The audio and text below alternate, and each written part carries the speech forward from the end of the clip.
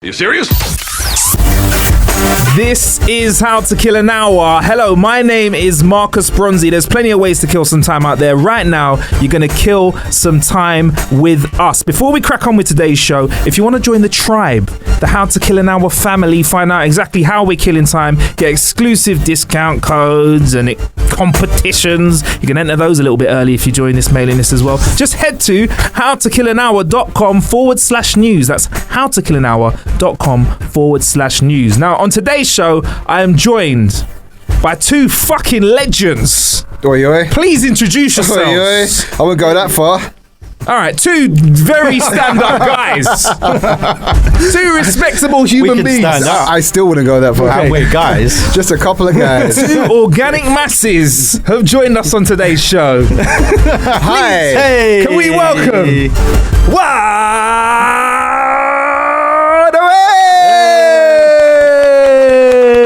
Is there a sample with the crowd or something? reverb Or is on it that just as me well? clapping by myself? Yeah, thanks. Sorry to stick it on Billy again. We're fucking clapping, bruv. And again, Billy? You just disrespect the clap, bruv. Hey, Billy. Thank you. Yes, yes, man, like Billy. Hey, Billy claps when Billy wants to clap, yeah? Please reintroduce yourselves, though. Let's just make it clear. You are WiDEAWAKE, also known as. Introduce ourselves. My name is CJ, My name is Jordan Chris. and together we are Oh, say it at the same time, CJ. Wide Awake. Hey! I'm a celebrity, get me out of the jungle. Who are you, man? And what do you do? Former garage MC plus former drum and bass MC Ex-stripper hand models. together joined forces to create incredible trap music, which has taken over the globe, one song at a time. Indeed. To put it in short, we're two DJ producers from London who make trap music. From and South EDM London music. to be specific. Yeah. South London, to be specific. Specific, yeah. Pacific. Pacific, to be Pacific. To be Pacific. And fucking trap music you make. Can I play a small clip of No featuring Cadet and Dirt Cap and produced by yourself and Dirt Cap? Yeah? I would be offended if you didn't, Marcus. Okay, this is a little example of what these guys do. No, we can't shut down the rave just by saying his name. No, brother, no. Carry on. No, he ain't better than me, brother. So, is it fair to say when you play your music in the clubs, people go absolutely ape shit? Because that is nuts, man. We've been known to turn clubs. I think if you into come to a pandemonium. WiDEAWAKE show and you don't go crazy, why are you even there? Hey, what is life? What are you doing? What is life? What are you doing? doing with your life if you come to the club and don't turn up? Yeah, no, we've been fortunate enough to travel all over the globe. We found that the UK isn't as lively as mainland Europe or Asia or North America. However, they still go as ape as they can, but it's a very conservative country that we live in. So the UK not so much, but mainland Europe, they go absolutely bananas. And it's good that you're getting out there and trying to traveling around, because last time you caught up, you were kind of having the conversation about, right, we're going to take this shit on the road. We've done a few Europe gigs, but we're going to friggin' do it big time. And between like now and last year, when we spoke, you guys have definitely ticked that box. But you said Europe's got a bit more energy than the rest of the UK. I feel like we're conservative over here. Oh, way too conservative. We are. I mean, we're built to have. We're built for rave music. A lot of it comes from here. It should be in our blood. But I think maybe over the course of a few years, the people have got too used to it over here. So they like they don't. It feels like they don't appreciate it as much as maybe somewhere like Germany or I don't know. Yeah, they're too spoiled over here. Yeah, if they feel a bit spoiled in the UK. Not to say they don't. You know what I mean? They don't have a good time. But I think. No, the problem is that we did an incredible show in a club called Boots House in Cologne in Germany, and if you ever get an opportunity to go there, I would highly recommend you going. The club will change your life.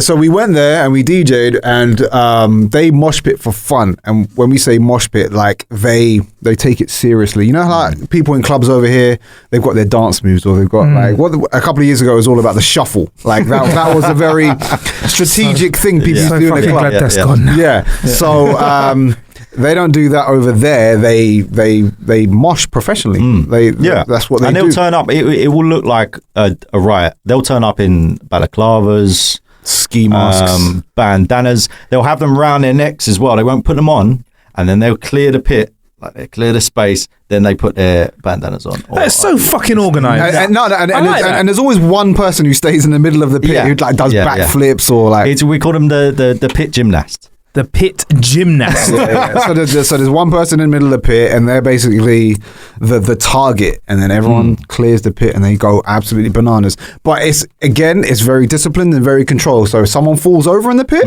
they stop. They pick them up out of the pit, make sure they're all right, put them to one side, and boom, back in again. Yeah, that's quite nice. So then, to our humour, we come back to the UK and we do shows, and we see people attempting to mosh pit.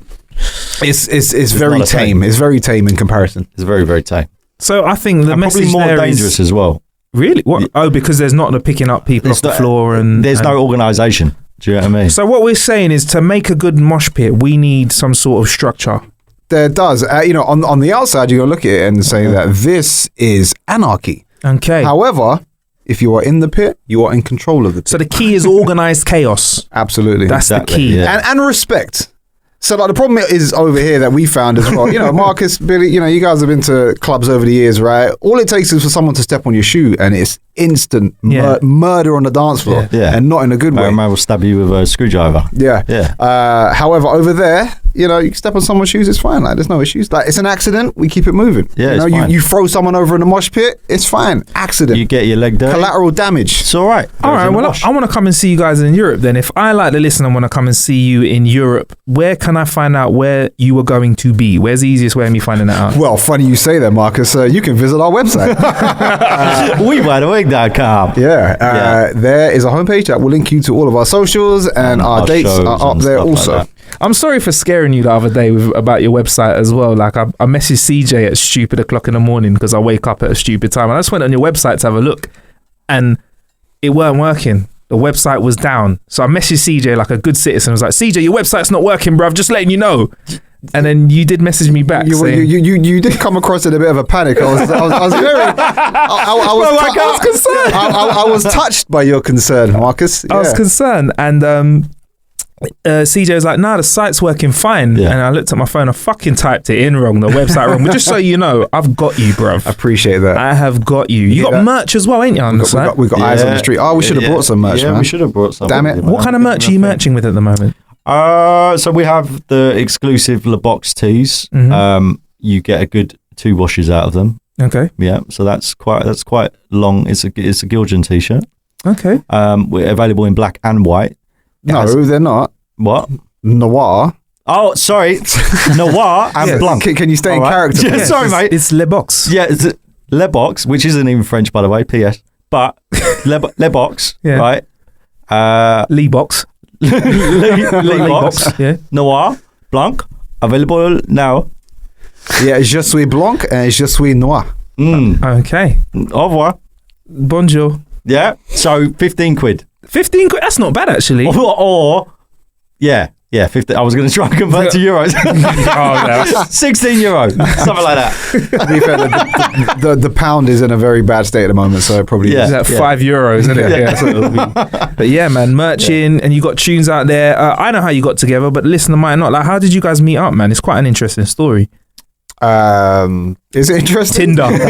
Tinder. I mean, come on, who would have fucking you say Plenty of Fish is one crazy website, man. Hey, Grindr, bro. So there was a competition on Twitter that DJ City were running a few years back. It was a competition to remix a top 40 record, and I entered it, i.e. me, Jordan Crisp, and didn't think much of it. But the prize was to fly to LA with this man here, CJ Beats. I mean, the prize should have just been me, really. Who needs a just CJ's ass? CJ's ass. That's what I was about to win. But no, the prize was to fly to LA with DJ Plays, a DJ from Newcastle, CJ Beats, who you obviously know, and Mr. Jam from Radio 1 Extra. Anyway, forgot about the competition, then won it. The first time I met CJ was at the airport. And then obviously we went to LA. We had a great time. We flew to Vegas, and then coming back from that, stayed in contact with him, and then got talking about music. And then a few years later, we started up WiDEAWAKE. Nice. And that was it. That's it. Really. In a nutshell. In a nutshell, it blossomed. Yeah, and you are making some great music. I believe you had a track featured on Wiley's latest album. We did indeed. Godfather Part 2. Yeah. Yeah, man. And you guys are out there producing a load of stuff. Like, what have you got coming up? Because last time we met, you actually had a Will Smith tune in the works. Looks like it came out. my only disappointment in the Will Smith record coming out is that it came out just before he really got on Instagram. Yeah. And I feel like if he was on, like, literally, if the song came out a month later when Will Smith was in full Instagram mode, I think he might have spoke about the song a little bit more than he has done. Has he mentioned it a bit? Has he? Because he's Will. Because, you know, he's at that level where he can, if he wants to, he can just put out a record. I mean, timeline goes like this. We get an email from a manager saying, Will Smith just put out a new song. Is this the one that you guys did? Happens to be. To which we replied, yes. So is. What is the song? Shall I give it a little play? So the song is Will Smith and Jazzy Jeff, I believe. No, it's just Will Smith. Oh, just Will Smith, Get Lit. Get Lit. Get Lit. Yeah. That's GETLIT. Oh, this is it being played live somewhere. Yeah. This was the first time we heard it, so he performed it live in Blackpool, I think. yeah, so he premiered us in Blackpool. Yeah. Is this when he did his Blackpool gig? Yeah. Live band.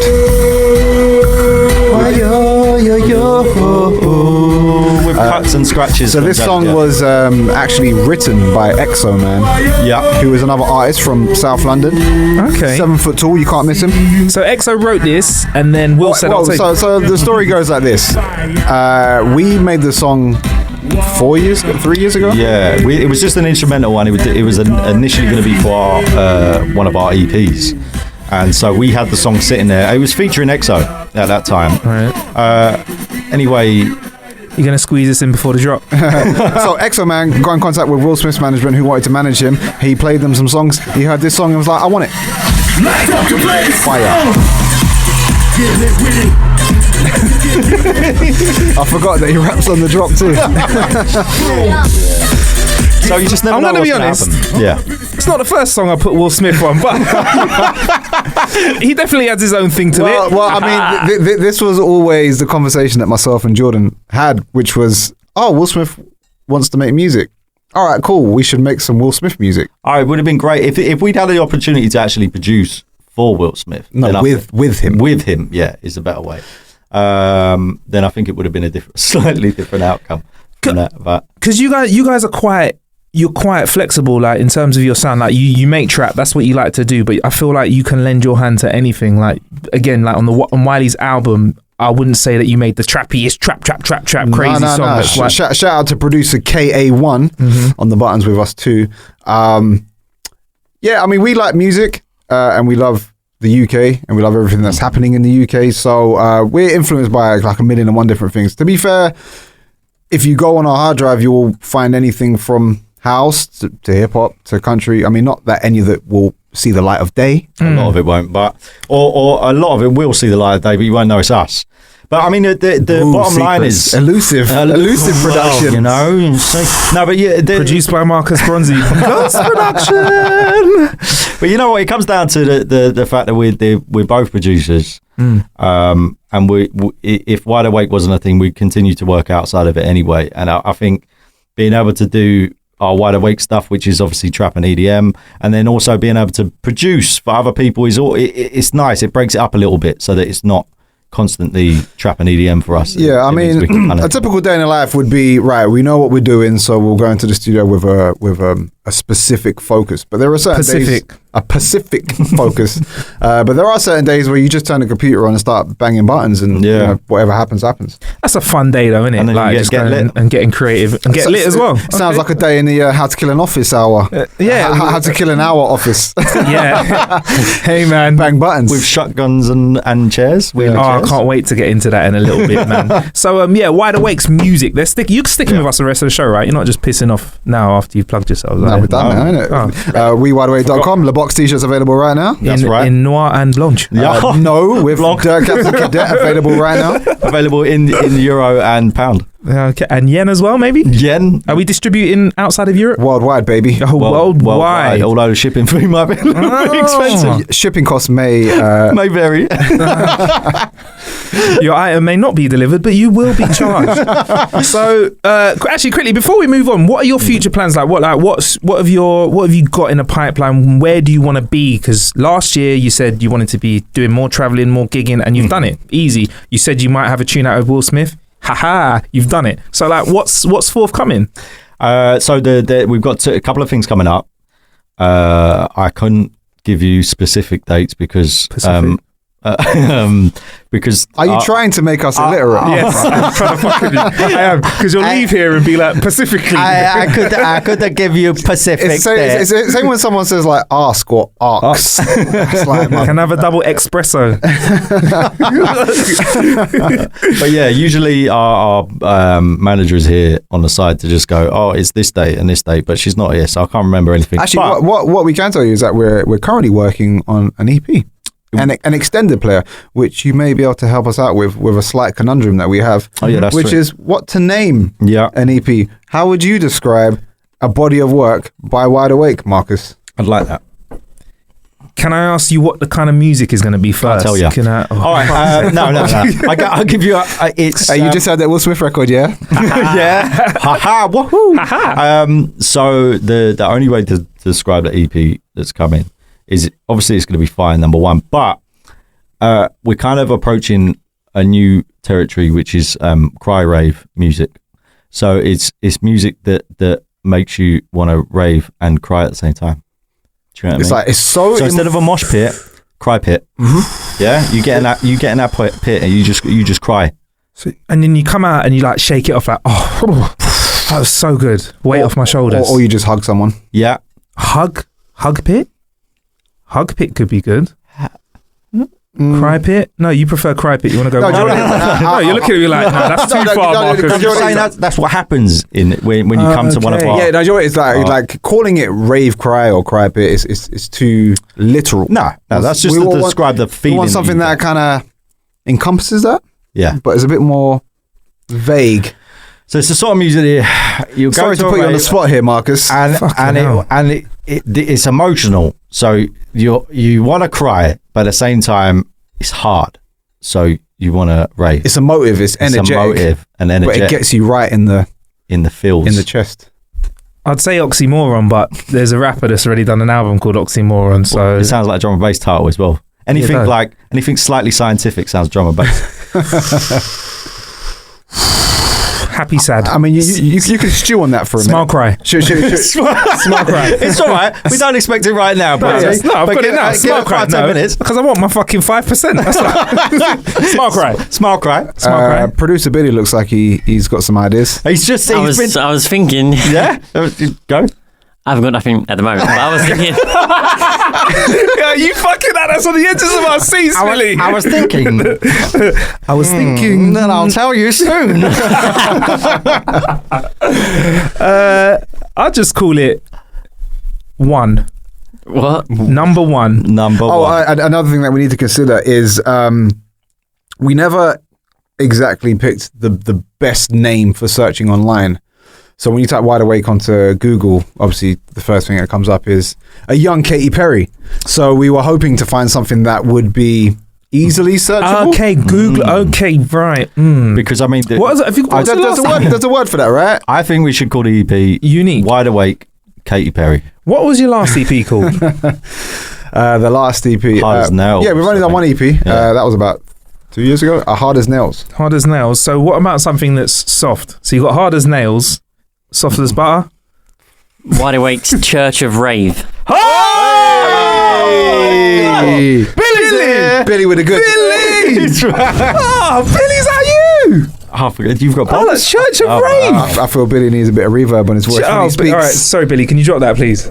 WiDEAWAKE's Church of Rave. I want that cut. I want the intro to the EP to be Oh that. my gosh. WiDEAWAKE's Church of Rave is good. That is dope. Let's Google Rave church. Let's- Oh no, but another thing as well, like we found that a lot of people outside the UK don't use the word rave. Yeah, that's the Rave, other thing rave as is well. a very British. Rave is thing a to super say. British thing and quite an old phrase as well. Really, like nobody's really like. Do people really say like, "Oh, I'm going to a rave" anymore? Do you know what I mean? They'd say it here in the UK. So bring it the fuck back.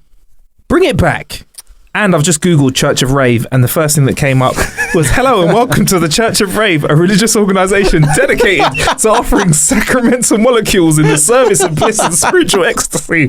As such, we exempt ourselves from state taxation. Oh yeah, so it's a tax wave, tax dodge. There you go. Yeah. What is that? Could be the EP. There's a Church of Rave. Yeah. And then afterwards there's YouTube videos of raves in church, but I think we all know where that goes. So Wiki, you got a new EP coming out. When can we expect that?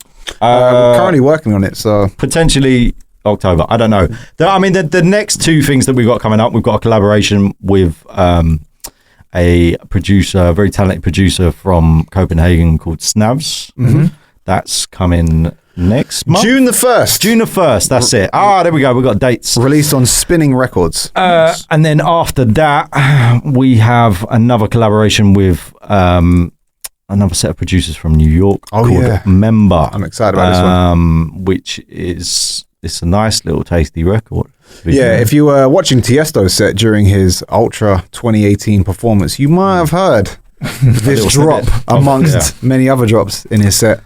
Big up Tiesto though. He's Yeah, big up actually been Tiesto. he's been supporting our records heavy. What's it like having people like Tiesto spin your tunes? Does it still excite you? That would excite me very much. 100%. You know what it is? It's when you get video footage of it is the most exciting thing, because there's always we can always find it online and say, oh, this DJ's played it in whatever it is, but then when you find the footage of them playing it, and it's like, because they play to masses of people, do you know what I mean? That's a different feeling than When you see that cry pit in real life. yeah, when you see the cry pit. Because you know what they actually take say, place. if there's no footage of it, did it even happen? If it's not on the gram, does it exist? Does it might as Exactly. well If not. a tree fell in the woods, did it even fall?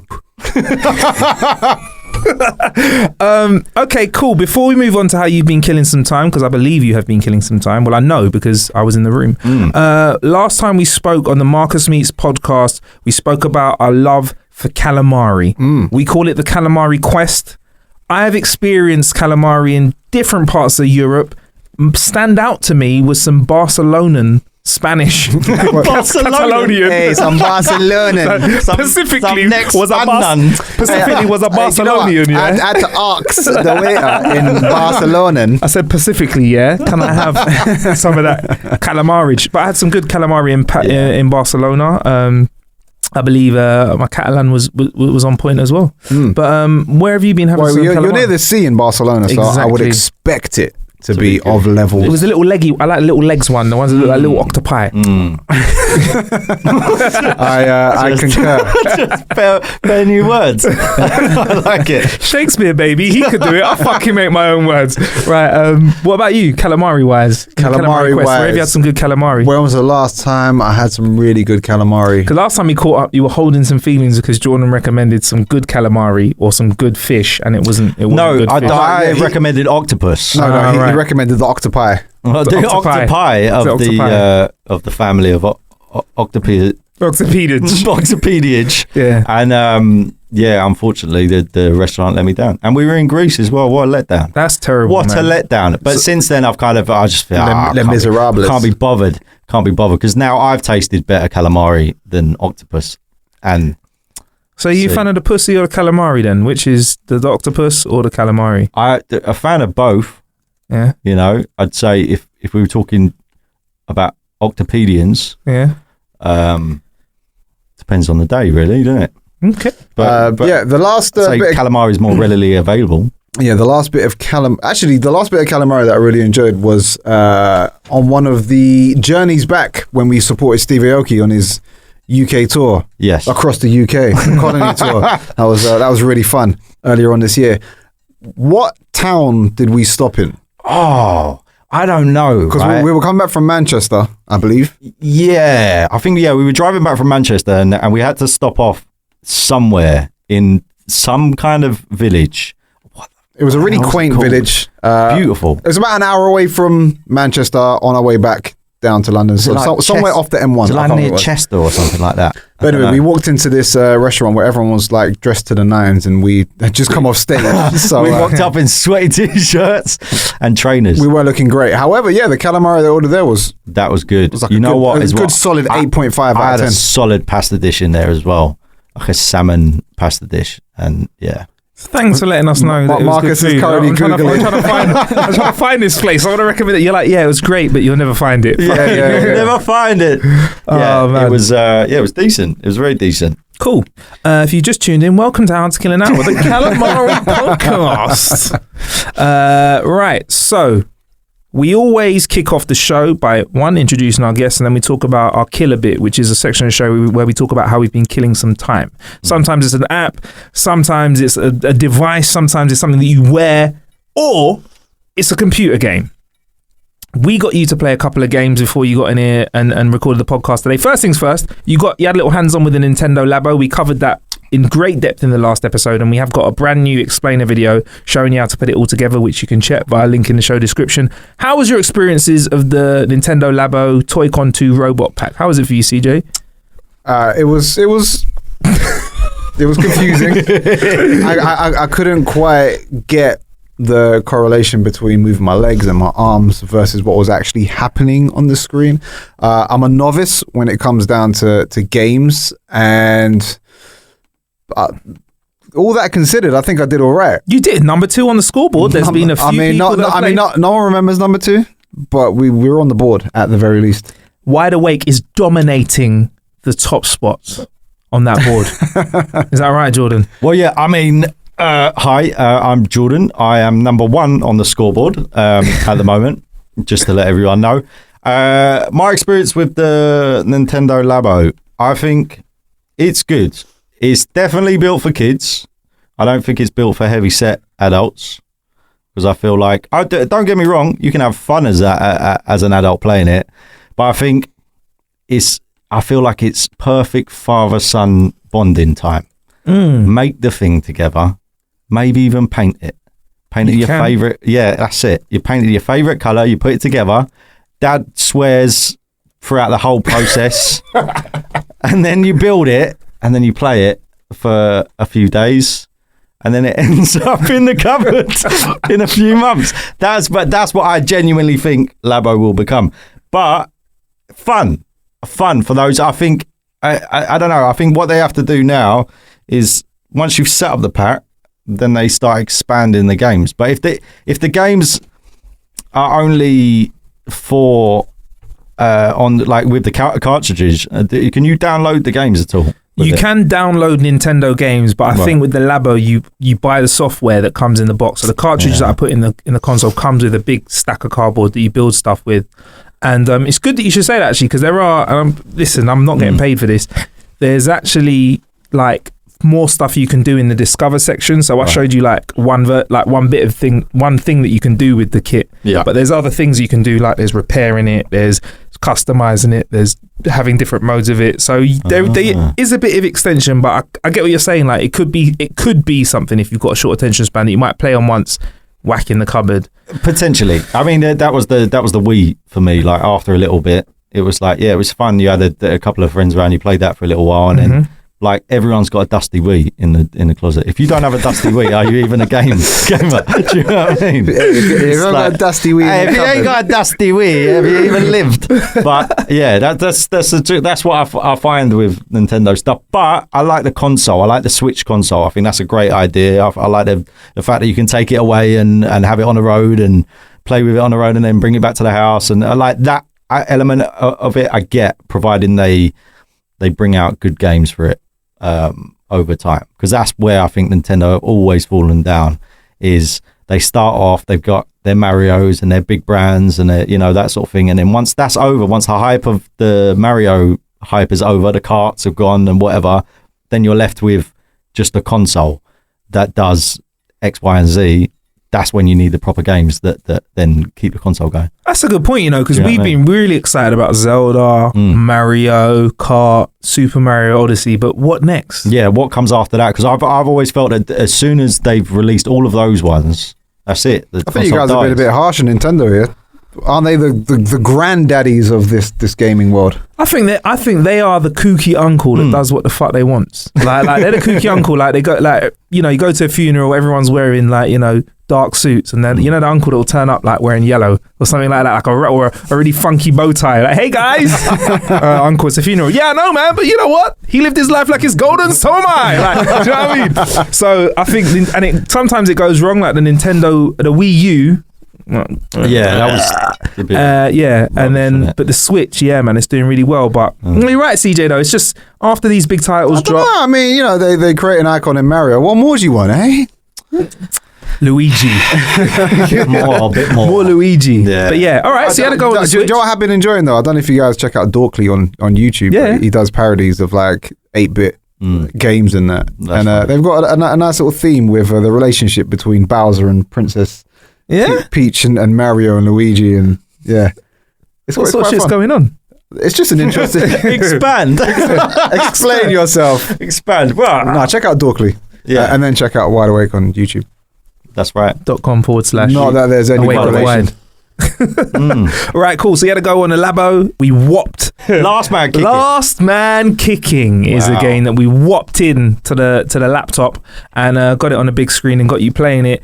We've never spoken about it on the show.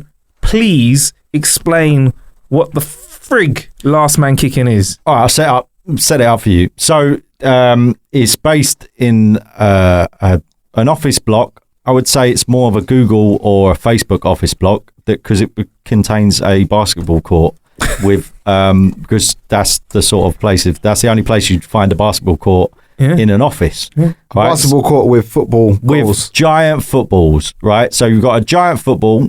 Was there one ball or was there two? I think it was one ball. At one moment, two balls did appear. That's what I mean. There was a couple of games that we had where there was 2 balls and then there was 8 players on the pitch at the same time. It kind of varies. I do like that about the game. You just never know. You never know what's going to happen. What's going to happen and who's going to be involved. So so we were on different teams. Me and CJ were on different teams. We both had an AI character. Bloods versus Crips. You are basically sat on a wheelie chair, on an office chair with a shotgun. And the aim of the game is to try and shoot the ball into the net and score a goal, like standard football, but with shotguns and wheelie chairs. Yeah. What do I think of the game? I think the game is fun, right? But it's complex. It's not as easy as you think to shoot a shotgun and propel someone to hit a ball. I think, what the factor as well, because they've tried to make it realistic. When you shoot the shotgun, you hit the ball and the ball goes, but then you also fire off in the other direction. Because right. if in real life, if I was sitting on this seat with wheels on it right now and I fired a shotgun, I believe, as well as hurting everybody in the room, I would roll backwards a little bit. And that definitely happens in the game. I think that you bump into the other chairs, then you smash into the other chairs and then you fall down and then you have to tap. I'll give it tap to get back up, which is a bit painful. But my main issue with the game was this: the AI doesn't know what the fuck he's doing. He has no fucking idea. So it's useless. He's a hindrance. He's a hindrance. He's just getting in the way all the time, just shooting. He's just constantly shooting, isn't it? So you either get shot by your own person or you get shot by CJ's AI. Can't score a goal. Anyway, bottom line is I won both games. So that's all that mattered. It's not the winning that counts. It's about the it's about the taking part. So That's what losers say, CJ. That's what losers say. Billy knows. I agree with young Jordan. The AI is an absolute waste of space. If you can get it on a 1 versus 1 scenario, I think it'll be a different story. I'd also like to, have the option of picking up. You know what would be cool? If you could pick up different weapons around the court. As time goes on, you maybe pick up a machine gun that then propels you differently from a shotgun. So instead of having that one shot and then it forces you backwards, you get a slow You know? Can you do that noise again, please? It's a bit like Chewbacca. Obviously, man's been around bare guns, so man knows exactly what they sound like, innit? So Obviously. yeah. All right, cool. So, a machine, like, I wouldn't mind like picking up an actual rocket and like flying around with like a rocket. See, yeah, that would work. Or a fire extinguisher or something like that. Well, to be fair, we didn't really give the game that much of a time, so maybe it does develop into the evolution of When the gun. did it come out? It's not out yet. What you're actually playing is a beta version of the game. So when it comes out, there's going to be more modes. There's going to be Exclusive. Battle Royale and stuff like Only that. available on Steam or available on all platforms? It'll be out on Steam, I know 100%. Other platforms, I'm not sure. It'll work on Mac and PC, though. I do know that. Okay. There you go. So yeah, man. Yeah, you guys, that was a How to Kill an Hour exclusive, 100%. iPhone? Not sure about that. Well. No, I'm joking. All right. No, it's cool. It's a fun game. So Fun game. you liked shot shotguns out of foot. You played five-a-side with some shotguns and shot each other and tried to knock a ball into a football goal. That's right. That was Last Man Kicking. Next, we got you to play Overcooked, which, am I right in saying this is a slightly less violent game? So Overcooked is essentially a game about teamwork and about responsibilities and about healthy eating as well, because you are making Well, we only achieved the salad and a soup, so healthy. yeah. Don't get healthier than that. Low carb. Well, the only ingredient was leaf, like lettuce and tomato for the salad. Yeah, no dressing. And for the soup, onion. That's it.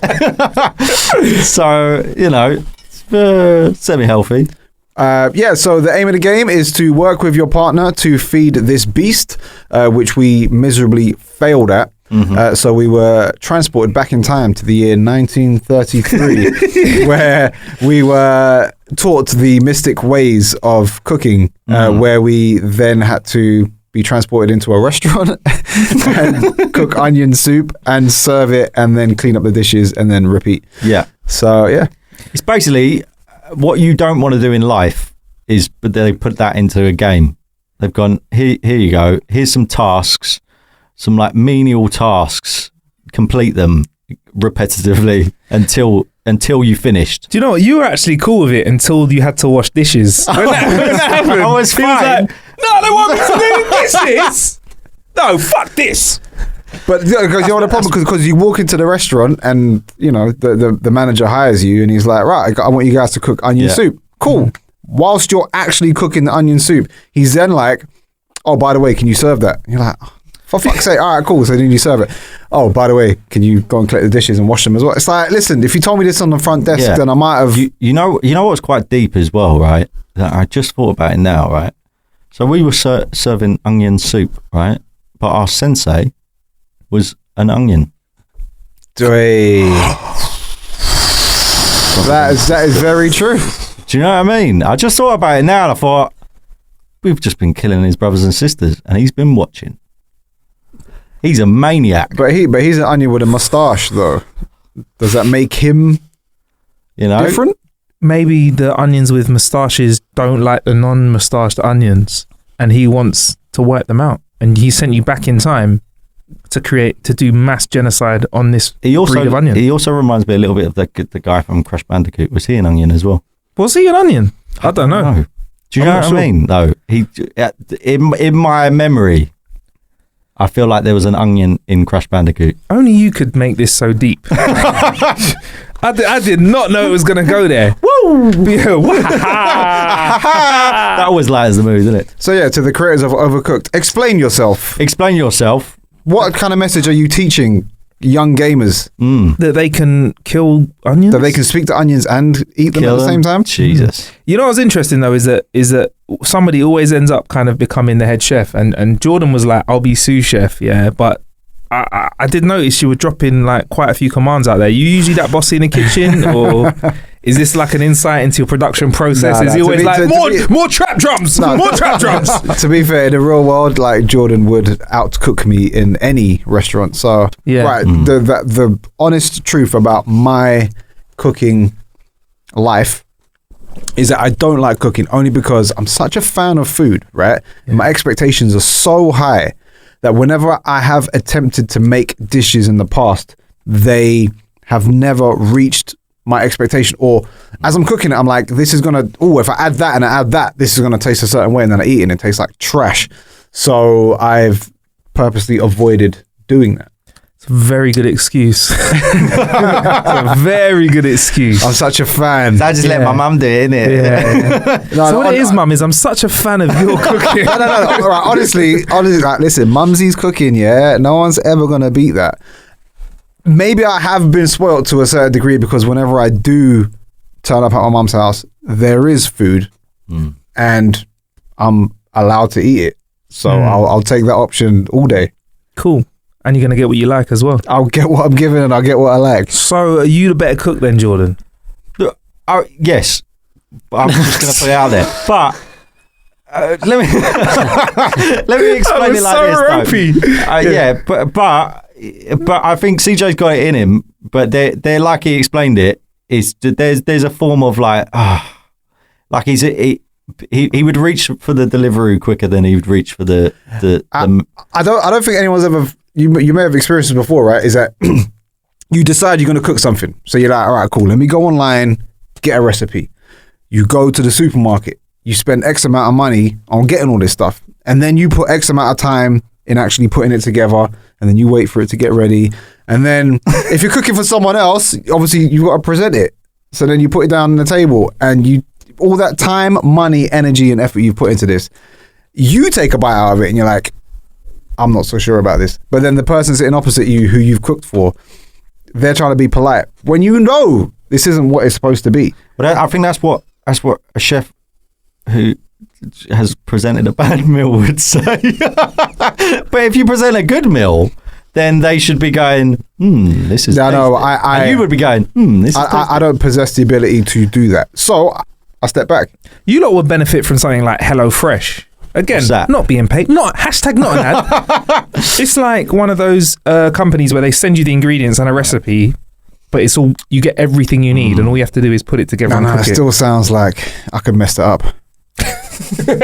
Where you'd like do the last step first. Yeah, probably. Yeah. I don't know. I love everything about cooking apart from the washing up. Genuinely, I really know that after today. The way your whole attitude changed, it was when like, you were like, "We have to fucking do the dishes too, bruv." What? Because that's always my trade-off, right? If I cook, someone else is doing the dishes. So that's why I'm always like, I'll cook. I don't mind cooking because I prefer to be that person than the person who has to do the dishes. At least you're honest though. Like, there's a lot of people out there that be like, "Oh yeah, I love cooking. I just don't have time." Honestly, I though, cook all the time. You lot are like, "No, I have time, but fuck that." Are you a washer or a dryer? Remember, you used to get those set tasks where it was like either one or the other. I used to get wash and dry. Wash and dry. You never had an option of like, you just drying or just washing. I had a day. I've got 3 siblings, right? And obviously mum and dad, but we all lived in the same house, right? I had 2 days a week where I needed to do the dishes, I think I used to do it 3 times. I got stung. Somebody bumped me along the way. I remember doing a lot of dishes. Someone bumped you along. Bumped me. Are you the youngest in the family? I'm the second youngest in the family. Middle child. Somebody was doing me dirty, I reckon. Yeah, the middle child always gets the short end of the stick. I agree. I too am middle child. Whoa. I feel your pain. CJ. Fist bump. It's hard, isn't it, bruv? It is. Let me having to get hand downs in the form of clothes sometimes.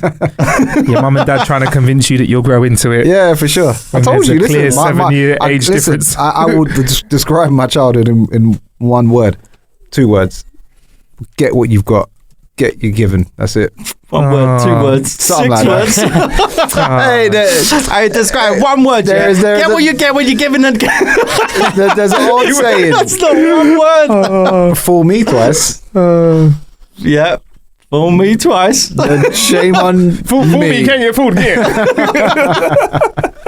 Oh, wicked. Right, so that was Overcooked. That's some ways you've been killing time. How you been killing time other than, producing and running around? Anything you've been doing outside of the How to Kill an Hour studios you want to share with us? Scores my phone still. No, that was my first answer. When you asked me before, I said, you know what I do? Because I didn't know the premise of the show. I didn't know what it was about. So I just said, man just scrolls my phone in it and kills an hour that way. Which is, to be fair, probably the most realistic way that most people kill hours. I appreciate honesty. But I don't know. How do we kill hours?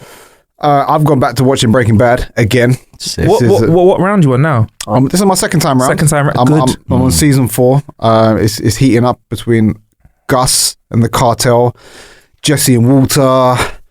They're at loggerheads. You know, Walter feels paranoid that Jesse's being sucked into Gus's gang, and Jesse has been given the power to kill Gus, but chooses not to, and it's all getting a bit deep, isn't it? Still one of the greatest shows honestly ever to be made. Now that I'm watching the second time round, there's a lot of things that I'm picking up on that I didn't pick up on first time round. I'm also watching it with subtitles.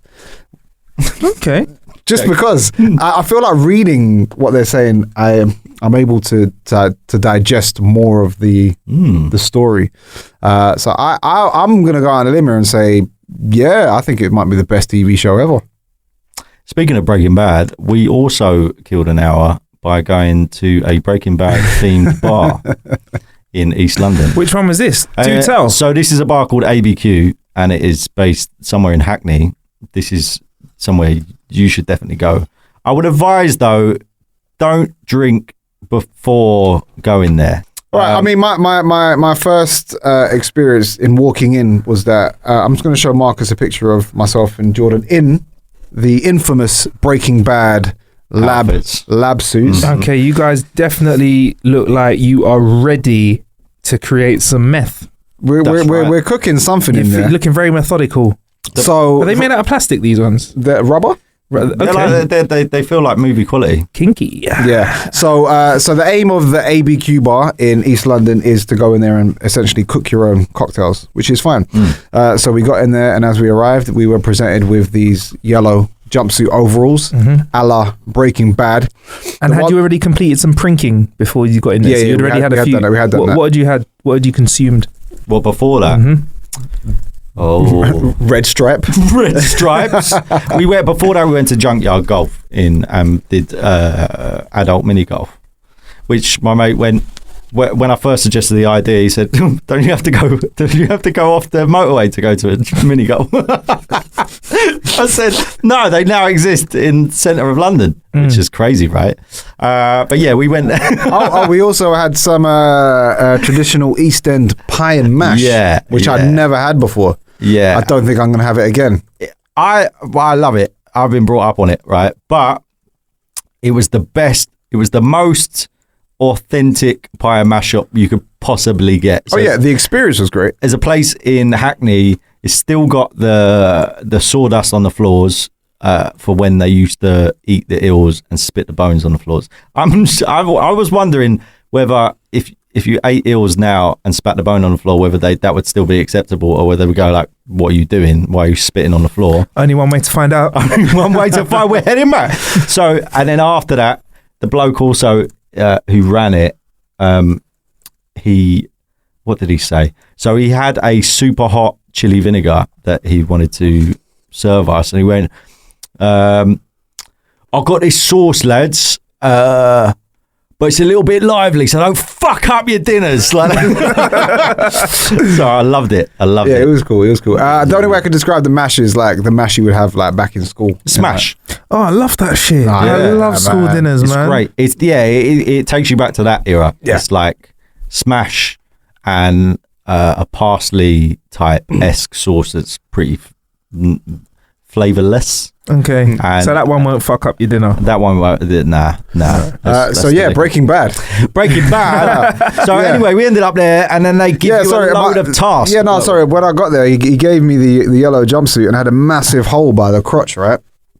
He must have heard you were coming, CJ. Got very excited. So I said to Jordan, I was like, look at that. There's a hole in the jumpsuit. Gus wouldn't stand for this, as a reference to Gus Fring, who creates the best meth lab on the planet. And quite tasty chicken. Yeah. To which the roadman who was running the ABQ bar said, if you don't fucking like it, you know where the door is. Which I thought was quite rude. Wow. They've just lost the star. Yeah. But apart from that, it was really good. But I was so smashed, I couldn't make any more cocktails.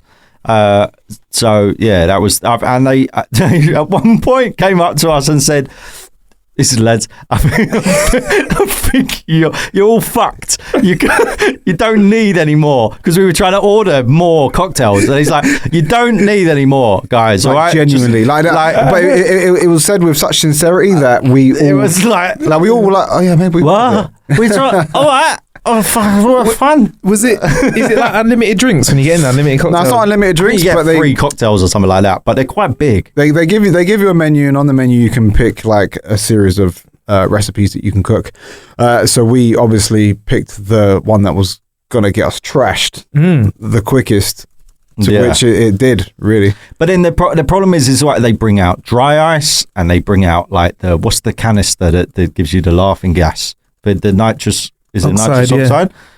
These are dangerous bits of equipment for people who can't properly see.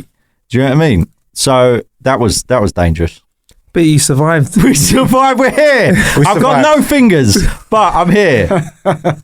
I'm here. Yeah. So yeah, that was a good experience. ABQ bar. ABQ in East London. Yeah. So should we go and try it out, or should we just 100%. If we've got some stuff like that, like for killing time with, should we send you guys over to it at some point? Because we get stuff like that on the table all the time. Oh, for sure. Alcoholic experiences. We'd go back. Namely. Whether they want us back. Yeah. So maybe not that specific venue. But it also depends on how coherent you want the review to be. Yeah. I think as long as you can remember where it was and what it was about, and how you got home. Nah, that's a bit of a big ask around. It don't even matter how you got home. What matters is you don't get to your home. Someone else's. All right, wicked. ABQ, we'll check that out, man. Thank you. I'm gonna let you know I've been killing some time recently. Nowhere near as exciting as. Actually, wait, this might be exciting. I went to Facebook on Friday. Just gone. Did they have a basketball court in there with massive giant balls and people shooting shotguns? The one thing they didn't have. Yeah. Was a basketball court with shotguns. But maybe they'll have it in the future. No, I went to Central London. There's a couple of places that I went to. I don't know if I'm allowed to say specifically where I went, so I'm going to tell you what I can tell you. But mate, it's you hear about Facebook, you could live there and work there, and they've got everything you need. This place literally has apartments in the building, like, so you could live there, go to work, and have free food all day. They've got food all day, bruv. You would love it, CJ. You as a visitor also has access to the free food? I got access to the free food. Really? Wow. Yes, as a visitor on the Friday. What kind of food are we talking? They have themed meals every week. So you get a week of themed meals. So that week they just had West Indian. So there was plantain on the go. There was some... Was this legitimate West Indian? Yeah, it was very, very good. So just, very good. So just loads of rice and bones. Yeah. And everything on the menu wasn't. This is Mr. There. I can't wait. I can't wait for pie and mash week. Wait, I can't wait for the week when they got sawdust on the a bit on the floor. There was everything but the attitude from the food shop. So there wasn't way on. It wasn't. Me not have that. It wasn't that. But yeah, no, they got themes, and then as well, like their food is just. It is everything that you think it is. Every single floor in Facebook has a snack bar that you can go to and just rinse all day long. And it's got drinks, free snacks all day long. Yeah, free. People behind the bars, or you just help yourself? They have areas where there's special coffee machines where people will make you a coffee if you want. And then in the general areas, there's like general snacks, get cold drink, popcorn, crisps, chocolate, chewing gum. Even, and I was like, oh, really? I was like, can I take some of this? They were like, yeah, and they're like, oh, okay, cool. Can I take some more? Yeah, and so I filled my pockets. That's nicely. Amazing. They've got sweet dispensing machines, so you go up to a machine. It's got like free cola drops. You can tell we're from free. Hey, free, yeah, free. Man, when I take them back, like man's bringing a car in it, but. What's in your backpack? No, nothing, man. Nothing. Don't worry about that. Oh man. But but to be fair, if you're working there, if you're working there, you that will grow tiresome pretty soon, right? Yeah. Everyone there, you could tell I was new because I was like filling my plate up, with a mountain on my plate. Everyone else was just chilled. Yeah, because after 10 years, you look at Sandra, and Sandra's like, "Whoa, one more docky biscuit." Do you know what I mean? And you're like, "Oh, poor Sandra. Yeah. If only the sweets weren't free. If only she had to pay for them." Sandra. So they have got. Also, all of this gratuity, courtesy of Facebook, does that enhance productivity? Does that enhance morale in the building? Like, what is the end goal of all of this generosity? I think it's a very clever move from a company. So if you think about it, if your employees don't have to leave the building to get a snack, Then why would they? then why would they ever? No, but like, for example, say like we're in the How to Kill an Hour studios. If I wanted to go and get a coffee from the cafe, it'll take me 3 minutes to walk down there. There might be a queue for 5 minutes. Queue 5 minutes, 3 minutes to walk back. That's 10 minutes. Yeah. If we had a snack room outside, I could just walk up to it, press a button on a coffee machine and grab a packet of crisps or something like that. That'll take me a minute. Now you times that by all the employees in the company, or 5 minutes, should we say? Now we times that 5 minute saving by all the employees in the company. You've saved yourself so much productivity. Yeah. You get me? And all you got to do is put in all the little snacks that they like. More time to listen to other people's conversations via their phone. Whoop, going deep again. Whoop, whoop. No, yeah. Yeah, I get it. It makes sense. Yeah, for sure. Yeah, man. So Interesting. It was, man. I think the freeness of the food was a big bit of excitement for me. I did enjoy that very much. There was no octopi there, though. There was no calamari. Well, they don't have that in the Caribbean, do they? They don't have no squid in Caribbean, no. Fuck you know. What else have they got there? They got meeting rooms that are named after things British people don't like really? uncomfortably long silences, slow walkers, people that say sorry too much. That's what they meet. I love all of that. Really? Yeah. Sorry. So that was Facebook. Sorry, I didn't mean to. Sorry. That was Facebook for me. Oh yeah, and they streamed the whole Zuckerberg thing. They streamed it in all around the building when it was popping off with the Senate, giving him some grief. Really? Yeah. Well, they thought it probably hilarious. I reckon they rate him, man. In there, they really like him. Of course they rate him. They give him free food, free sweets and that. Yeah, free sweets and food. That's your I'm guy. with him.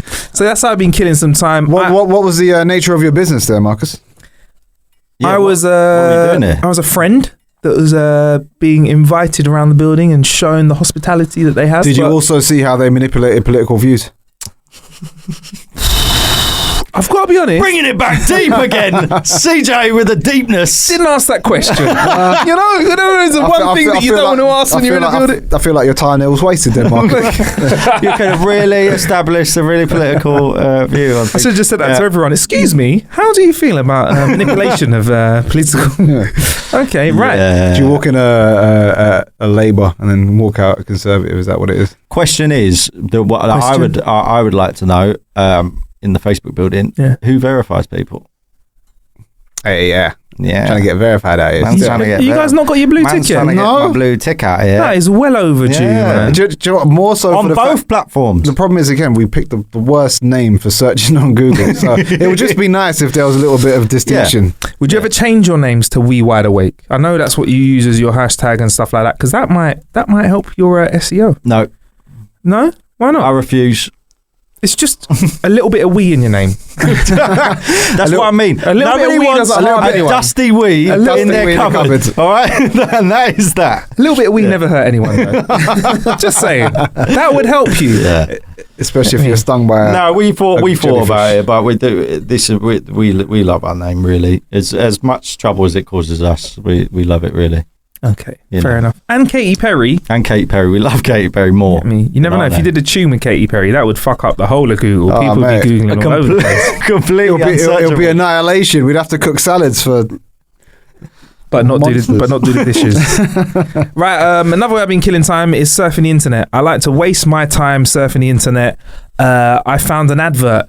We're big fans of non-conventional inventions here. We've had a big hitter of a show called Dildo Drone, where there was an advert for a dildo drone. We've also, a dildo drone. Why would you need that? Well, you'll have to go and listen to that show. Right, Billy, can you okay, find out what number show that is, please? And we'll share that with you and the listener That'd if be you'd like great, to listen to yeah. the dildo drone. What is a dildo drone? All of this will be answered in episode 35. 35. Yes. Fucking hell, way back. So We have had... If they sent you a dildo drone, would you review it? I'd have to have a go, wouldn't I? Mm-hmm. I'd have to have a go. I'd have to give it a try at least. Brace yourself. Deep breaths. So we've had that. We've been on the cutting edge of innovation. Last year, Philips gave us a shaver just designed for the face, and I shaved my balls with it. Lo and behold, a year later, the same razor has come out with a special attachment, and it's now called the One Blade Face and Body. Where's my check? I saw an advert for that. Yep, you seen advert for it. Good shaver for everything. Honestly, I last year I shaved my balls with it, and I went raw dog without the special safety device that they got on it now. It's a dangerous game. You don't want to clip your gooch. It's dangerous. It's a very dangerous. Because I remember the first time I clipped down there, and that's where you feel like you potentially could die, because you think, when's it going to stop bleeding? Yeah. See, for me, shaving was never the issue. It was the regrowth. Ooh. That was always the uncomfortable part of it. Yeah. That's the next. I think there's a niche in the market there. If we could work out a product that would help, other than just a bit of talc, because there's only so much work talc can do to one's nether regions. I mean, it can help to alleviate some of the symptoms, but that regrowth, especially when you've got strong growth as well. Yeah. You know, dick hairs. Yeah. So we had a few inventions like that. So I came across this invention. Sorry, did you get your check for that? Yeah, I was just going to say. Do you know what? I didn't get my fucking check. I didn't get my check. Feel like, what should I ask I feel for? like you've advertised a lot on this show and nothing. Are you all right? Is this where you live, Marcus? This studio is where I'm at, bro. He went to Facebook to get a shower. I went to Facebook to get a hot meal. A hot meal, good night's sleep. Yeah. Get me? It was good. But I came across this advert. It's called the Dyson. Well, I'll let you hear the rest. Dyson products have always been the result of rigorous design, research, and innovation. Every one of our product launches begins with a marriage of form and function. And the trend continues with the new Dyson ball blade. The fastest, most hygienic way to achieve total scrotal dryness. Every second, up to 9.25 gallons of HEPA-filtered air is forced through 0.8mm wide apertures, creating 420 mile-per-hour sheets of air that swaddle your berries, drying them in just 12 seconds, or 6 seconds per ball. Also included for your nether region, a patented telescoping tape dryer.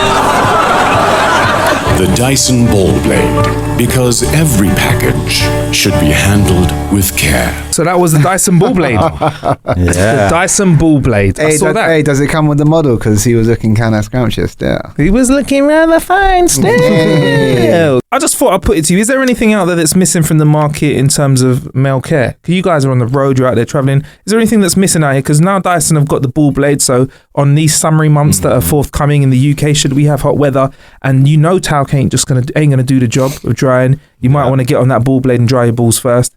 Is there anything that we could really bring to the table? The only thing I can think of is it's not an invention per se. It's just maybe something that should be more available everywhere, which is wet wipes. Okay. I feel like they're underused in society. I feel like you go to the toilet and you sit down. There's no possible way that you can fully, hygienically, and comfortably clean yourself with dry tissue. You wouldn't clean a baby's bum with dry tissue, nor if you had a bit of a accident on your actual skin anywhere other than your nether region, would you just take a bit of dry tissue and wipe it off? You would opt for something a bit more moisturized. So, can that be something that could be placed in more places other than your own home bathroom? As a wet wiper at home, I've got to like, that's a real fucking valid point. At what point did we decide that adults can have shitty asses? I don't know, and I strongly refute that idea. Quick question around this. I've asked a few people on the show, and we just got to get the general consensus in. Billy doesn't like me asking this question. Hey, Billy knows what's about to come. When you go for a shit, Yes. after shitting, I want you to envisage you've had a shit, you know, you've read the fucking broadsheets or had a go in your app and whatever. You finished your shit. It's time to wipe. Sit down or stand up when you wipe. Are you a sitter or a stand-up? Jordan's seen what I do. I've seen him. I didn't want to see CJ, but it happened. Listen, Jordan's is a very inquisitive young man. I'll tell you what it was, right? So we're in Amsterdam, right? All right, that's a good start to the story. We're in Amsterdam.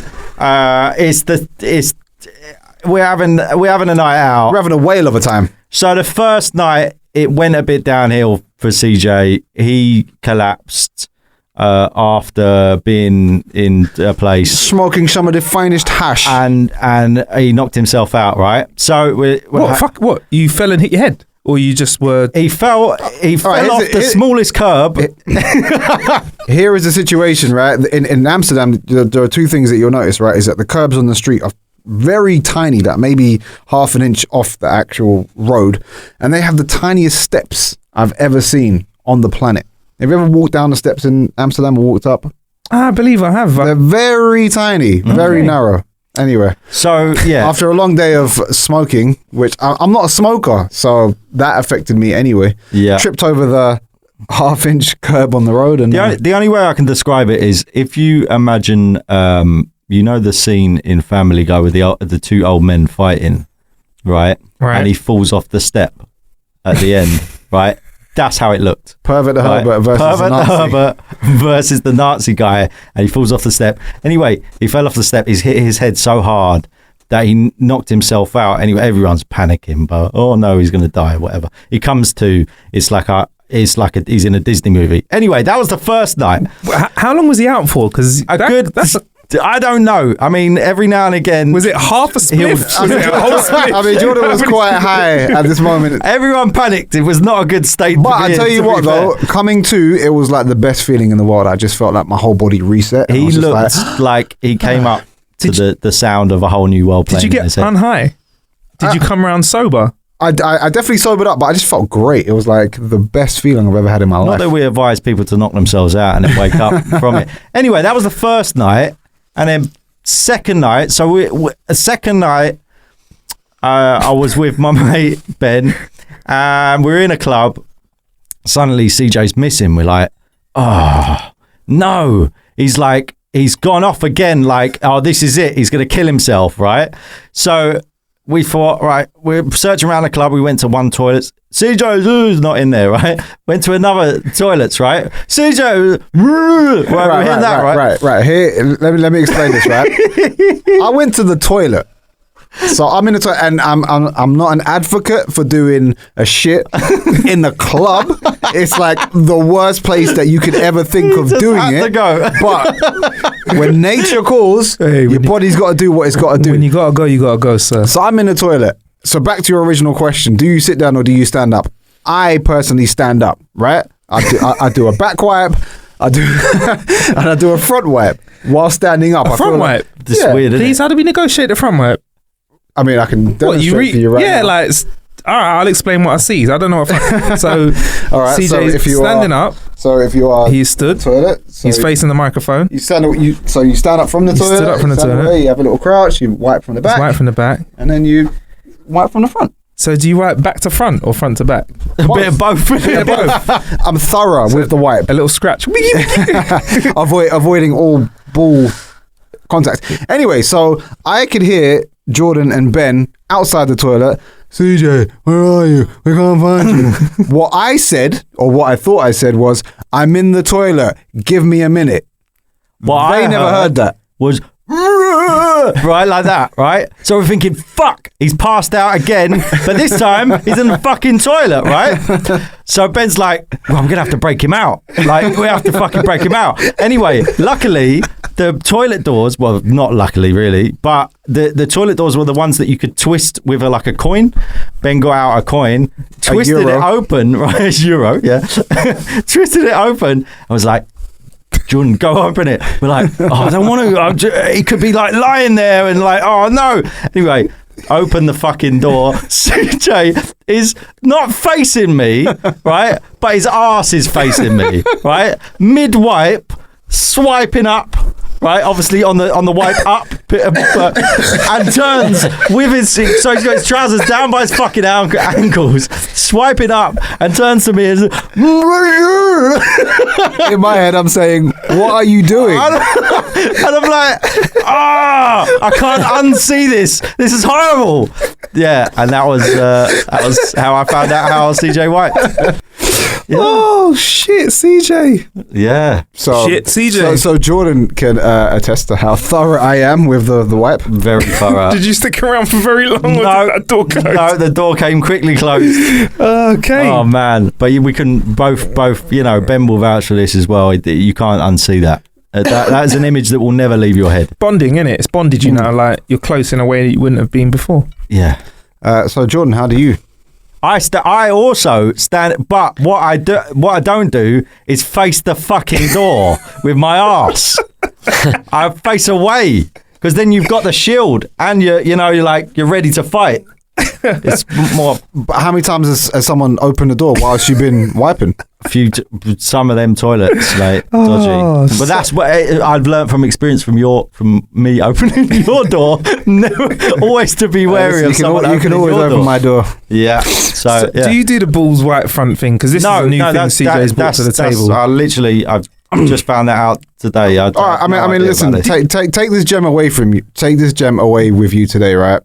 Next time, wipe backwards, and then wipe frontwards, and see what else comes out. I'm going to try. Fuck it. I'm going to try. I'm a sitter. I mean, did you know that sitters existed, by the way? Was that weird? I've heard of that, but I don't understand it. I'll tell you what I do have, right, which is more toilet stuff that I recently got, is a Squatty Potty. Have you heard of those? You have a Squatty Potty? I've heard of that, yeah. A Squatty Potty. I do know what that is, but please explain that to the listener. That's great. That's the a Squatty Potty, if you're looking from the outside, you'll come into the toilet and you'll think it's a step for a child. It's not.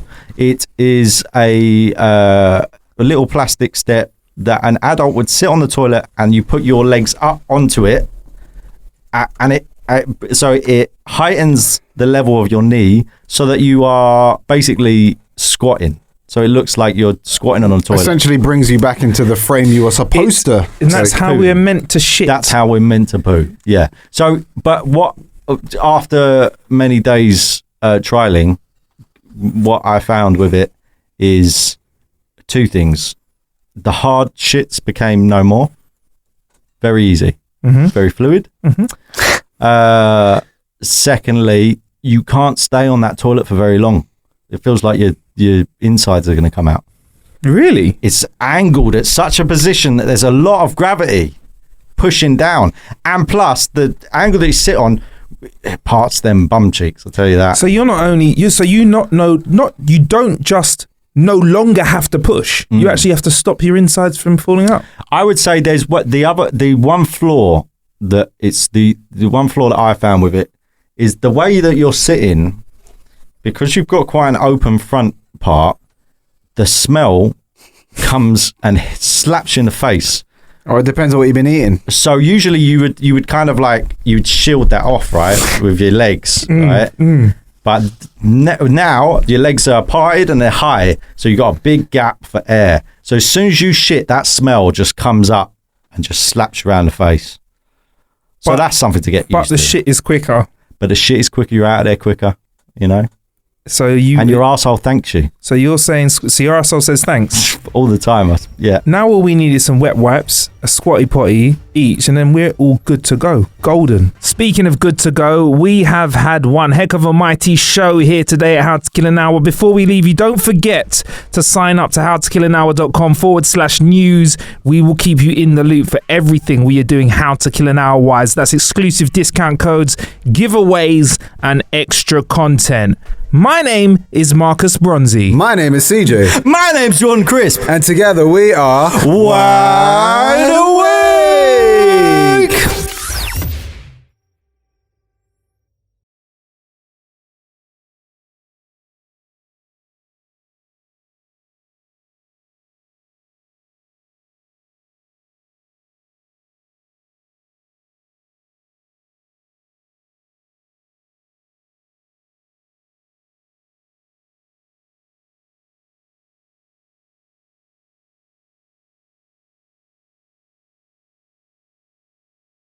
Please reintroduce yourselves, though. Let's just make it clear. You are WiDEAWAKE, also known as... Reintroduce ourselves. My name is CJ. My name is Jordan Crisp. And together we are... Oh, say it at the same time, CJ. WiDEAWAKE! WiDEAWAKE! Hey! If we just had a bit of reverb on that, that would have sounded stupendous. we can do that again. Please. Right. Ready?